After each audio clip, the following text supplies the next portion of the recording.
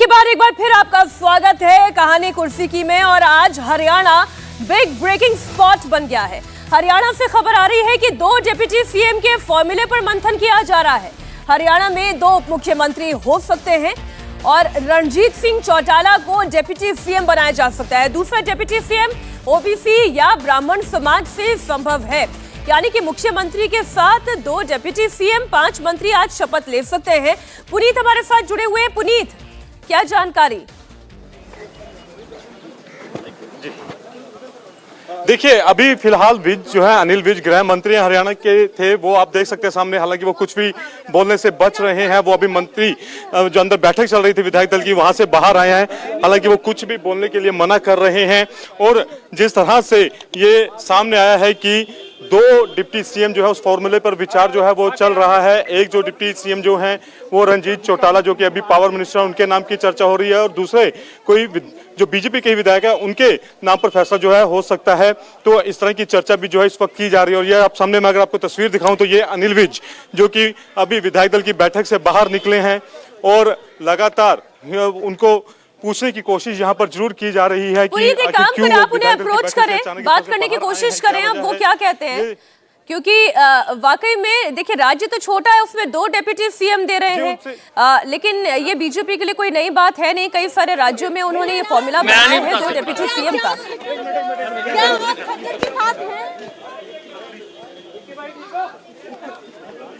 जी, आप अपना सवाल दोहराएंगे? ठीक पुनीत, आप रहे हमारे साथ। हर्षवर्धन जी, 2 डिप्टी सीएम बनाए जा सकते हैं, जिसमें से एक का नाम आपने देखा रणदीप चौटाला की बात की जा रही है, और एक ओबीसी समाज से या फिर ब्राह्मण समाज से ये संभव है। नहीं, मुझे लगता है कि कोई बहुत आश्चर्यजनक नहीं है जब हम कहते हैं कि उप मुख्यमंत्री बनाया, छोटा राज्य बड़ा राज्य, तो दरअसल ये पॉलिटिकल एडजस्टमेंट होता है। इसका कोई एडमिनिस्ट्रेटिव एडजस्टमेंट या किसी उससे मतलब नहीं। वैसे भी कोई कॉन्स्टिट्यूशनल पोस्ट ये होती नहीं है। आप मुख्यमंत्री के बाद सब के सब या तो कैबिनेट होंगे या स्टेट मिनिस्टर का दर्जा होगा। तो कोई ऐसी कोई पोस्ट नहीं जिसको अलग से कोई क्रिएट करना हो या उसको कुछ अलग से दिया जाता हो, ऐसा नहीं। राजनीतिक तौर पर पॉलिटिकल एडजस्टमेंट के लिए मुख्यमंत्री के बराबर के या उनके साथ कुछ लोग हैं तो एक वो दावेदारी पेश करते हैं। दूसरा, जब गैर जाट राजनीति को भारतीय जनता पार्टी पूरी तरह से साधने की बात करती है तो उसके साथ ही उसका जो जाट संतुलन, पिछले कुछ दिनों में हमने देखा, जयंत चौधरी आ गए, जगदीप धनखड़ जी उपराष्ट्रपति हैं, हरियाणा, पंजाब, यहां पश्चिमी उत्तर प्रदेश, राजस्थान, तो इन सब राज्यों में जो जाट राजनीति है उसको भी भारतीय जनता पार्टी साधने की कोशिश कर रही। इसलिए हो सकता है कि उप मुख्यमंत्री दोनों और एक और समाज जिसको हम कहते हैं ना कि गैर जाट होगा तो उसमें खत्री के अलावा दूसरी जो जातियां हैं उनको कैसे साधेंगे, तो वो भी एक कोशिश हो सकती है। राहुल जी, नायब सिंह सैनी जो कि खुद ओबीसी समाज से आते हैं, तो ये जो 2 भी डिप्टी सीएम का फॉर्मूला सामने आया, इसमें से एक चौटाला और एक हो सकता है कोई ब्राह्मण चेहरा, तो इस समीकरण के लिहाज से तो ये दिखाई दे रहा है कि ये भी संभावना है कि नायब सिंह सैनी को, उन्हीं को मुख्यमंत्री बना दिया जाए। ओबीसी समाज से वो आते हैं, एक ब्राह्मण समाज से डिप्टी सीएम और एक जाट समाज से कोई डिप्टी सीएम। देखिए, इससे ज़्यादा आपको इससे साफ होगा कि हरियाणा में जातीय समीकरण है कैसा। 17% जाट हैं, 30% अगर आप बोलेंगे, उसके बाद आते हैं पंजाबी, खत्री और पंजाबी, ब्राह्मण और जो बनिया, ये समाज 30% है। उसके बाद आता है 24% जो है ओबीसी समाज है और 21% जो है वो एससी है, यानी दलित समाज है। तो अब ये समीकरण हरियाणा का है। ऐसे में इसी समीकरण को जो आप कोशिश कर रहे हैं कि इस समीकरण को किस तरह साधा जाए। जाट समाज की जहां तक बात है, वो बटा हुआ समाज है, उसमें आईएनएलडी भी है, उसमें जेजेपी भी है, ये सारी इस तरह कांग्रेस को भी वोट किया जाता है। तो अब बीजेपी के पास जो समीकरण बनाने के लिए है वो ये है कि किस तरह से पंजाबी, बनिया और ब्राह्मण वोट को एक साथ, और साथ ही जो ओबीसी वोट है उसको एक साथ करके वो किस तरह से, अगर आप पिछले चुनावों को भी देखें तो यादव, जाटव और मुस्लिम, ये वोट सबसे कम जो है हरियाणा में बीजेपी को पड़ा था। तो इसी सारे जो कैलकुलेशन है, इसी के बीच में आप इसको देख सकते हैं। देवेंद्र, इस पॉलिटिकल एडजस्टमेंट की आवश्यकता हरियाणा में क्यों? और जैसा मैंने अभी थोड़ी देर पहले हर्षवर्धन जी से भी पूछा था कि ये तो छोटा स्टेट है, बीजेपी के पास अच्छी बहुमत भी है, निर्दलियों का भी साथ है, फिर इस पॉलिटिकल एडजस्टमेंट की आवश्यकता क्यों है? अरे किसी भी राज्य में रहता है तो हरियाणा में भी है, इसमें हरियाणा में क्यों नहीं है? वहाँ भी अगर आप जातीय स्थिति को देखें तो वहाँ पे जाट भी हैं, दलित भी हैं, ओबीसी भी हैं, ब्राह्मण भी है। पिछली सरकार को अगर आप देख लें तो सरकार में जो दो बड़े चेहरे थे, छोड़ने आए हूँ गाड़ी तक छोड़ने के लिए। आखिरकार बैठक नाराजगी के साथ बीच में उठने हमें उधर चले, बैठक चल रही है, आ जाओ आ जाओ आ जाओ। बैठक के लिए अचानक बाहर नहीं बात कोई हो सकता है, कौन ले रहा काम जिम्मे लगता है। मैं भी बाहर ही आया हूँ, कोई ना कोई अच्छा मुख्यमंत्री मुझे ये मैं कैसे बता सकता हूँ? ये अभी अंदर मीटिंग चल रही है, अभी जी के नाम पे निर्दलीय वोट लगने जा रही है। अंदर हो सकता है, अंदर बैठक चल रही है, जो निर्णय आएगा बाहर उसके बाद ही सबको पता चलेगा। मुझे भी आपके साथ ही पता चलेगा।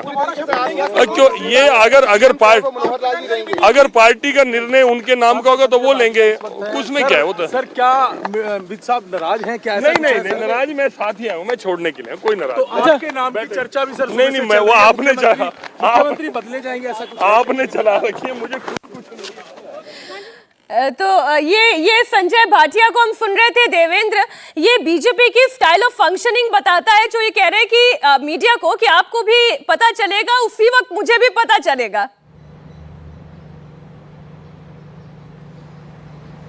जी हाँ बिल्कुल मीनाक्षी, और अभी के दौर की बीजेपी तो बिल्कुल वैसी ही नहीं है, बिल्कुल वैसी ही है। आपको वही बात शेयर करना है, सार्वजनिक करना है जो बात शेयर या सार्वजनिक करने के लिए आपसे कहा जाए।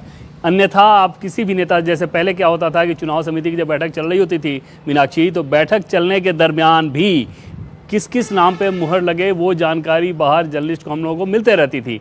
कई बार ऐसा होता था कि जैसे बैठक 3 से 4 घंटे अगर चलनी है तो कोई नेता अगर बाहर निकला, तो अगर नेचुरल कॉल के लिए भी बाहर निकला, आप सामने गए और जाकर उससे पूछ लिया आपने, वो बता देते थे कि जो प्रमुख नाम है उनमें से इनके नाम पर मुहर लग गया। अब की स्थिति यह है कि बैठक खत्म होने के बाद वो नेता बाहर निकलते हैं, एक एक करके बाहर निकलते जाते हैं। आप पूछते जाइए, कितना भी ऑफ रिकॉर्ड आप पूछ रहे हो, वो एक जानकारी शेयर नहीं करते। तो ये तो अभी के दौर की बीजेपी का काम करने का तरीका वैसा ही है, और उसी लिहाज से संजय भाटिया को आप समझ सकती हैं कि वो किस प्रकार की बात कह रहे हैं। लेकिन इतना तय मानिए कि संजय भाटिया को ये जानकारी है कि आगे का रास्ता क्या होना है, लेकिन उनको ये भी जानकारी है कि अगर उन्होंने कुछ शेयर किया तो उसका उनके लिए बहुत ज़्यादा नुकसानदेह स्थिति उनके लिए हो सकती है। वो खुद विद्यार्थी परिषद के बैकग्राउंड से आते हैं, तो बीजेपी की रीति नीति को तो बहुत बेहतर तरीके से समझते हैं। जी सुमीर जी, अभी जो संजय भाटिया जिस तरफ इशारा कर रहे थे, ऐसा तो नहीं है, बीजेपी पहले भी कई राज्यों में अपने चेहरे बदलती आई है, सीएम फेसेस चेंज करती आई है, तो क्यों नहीं इस बार क्योंकि हमने लंबी चर्चा इस पर की है कि मनोहर लाल खट्टर को बदलने का कोई ठोस कारण नहीं है, लेकिन इससे पहले भी तो चेंज हुए हैं। देवेंद्र फडणवीस के भी चेहरे को आगे ना रखने का तो कोई कारण था नहीं, लेकिन फिर भी तो उनके चेहरे को पीछे रखा गया ना।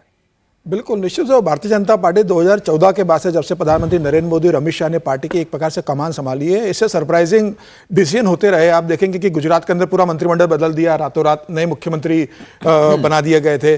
उत्तराखंड में भी आपने देखा कि मुख्यमंत्री बदल दिए गए, मध्य प्रदेश के अंदर भी निर्णय हुआ, और अभी तो राजस्थान के अंदर पहली बार के विधायक को सीधे मुख्यमंत्री बना दिया गया। तो भारतीय जनता पार्टी में ऐसे फैसले होते रहे। खट्टर साहब खुद पहली बार के विधायक बने और सीधे मुख्यमंत्री बन गए, उसके पहले उन्होंने पार्षद का भी चुनाव नहीं लड़ा था। तो मुझे लगता है कि प्रधानमंत्री मोदी का विजन डिसाइड करता है कि मुझे पार्टी को कहाँ लेके जाना है, उस प्रदेश में किसे नेतृत्व देना है और पार्टी किसके नेतृत्व में आगे बढ़ेगी। मुझे अभी भी ये लग रहा है कि मनोहर लाल खट्टर को लेकर भारतीय जनता पार्टी फिलहाल कोई ऐसा स्टेप नहीं लेगी चुनाव के मुहाने पर कि जहां उन्हें मुख्यमंत्री पद से हटाकर किसी और को बनाएगी, क्योंकि पार्टी के अंदर जिस तरीके से गुटबाजी को उन्होंने लगाम लगा के रखी थी, और 10 साल के मुख्यमंत्री रहते उनके नेतृत्व पार्टी जिस तरीके से परफॉर्म कर रही थी, पार्टी नहीं चाहेगी कि चुनाव के पहले वहां पर किसी तरह। अनिल विज से बातचीत करने की कोशिश हो रही है, क्या कहते हैं सर, सुन लेते हैं।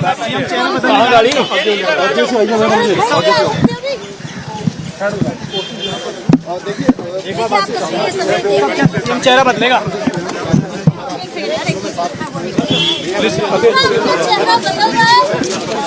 आप वहाँ जाके पूछो ना, वो बताएंगे, मैं नहीं बता सकता।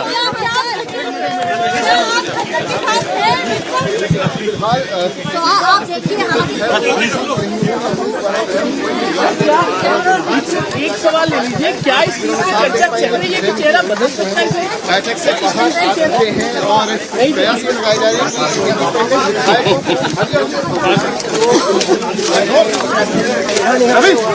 हैं। यार तुम मेरे पीछे क्यों आ रहे हो? आप बाहर आ गए नहीं है, वो बताएंगे जो आए हुए ना प्रभारी, सबको बताएंगे। हाँ जी चल रही है। सर मीटिंग चल रही है अभी।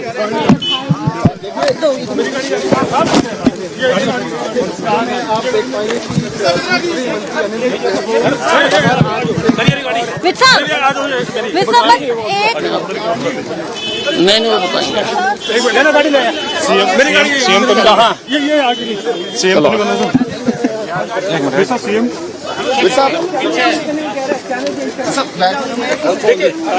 मंत्रिमंडल में कौन से नए चेहरे शामिल हो सकते हैं? कहाँ गाड़ी यार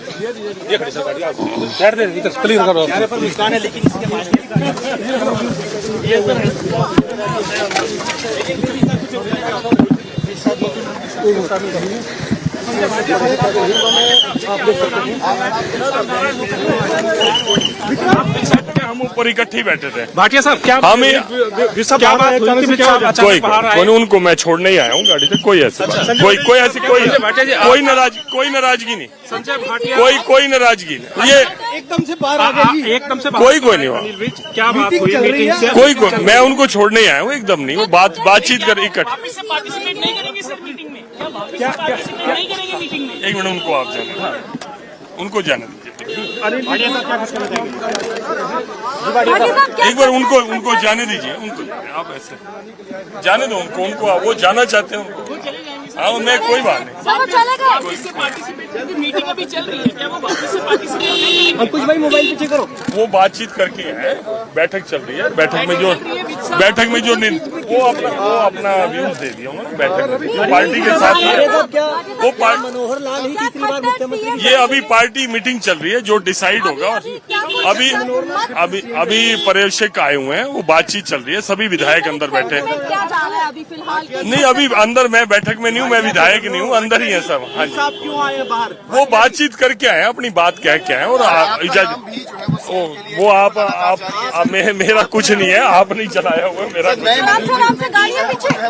वो मुझे मालूम नहीं। मैं बैठक में बैठा नहीं। मैं अंदर बैठक में नहीं हूँ। मैं विधायक बैठे एक तरीके से अंदर वो उनको तय करके आने दीजिए। सर एक मिनट रुक के बोलो। नहीं अभी बैठक चल रही है। बैठक के अंदर ही जो निर्णय होगा। मैं अभी बाहर ही हूँ आपके साथ ही।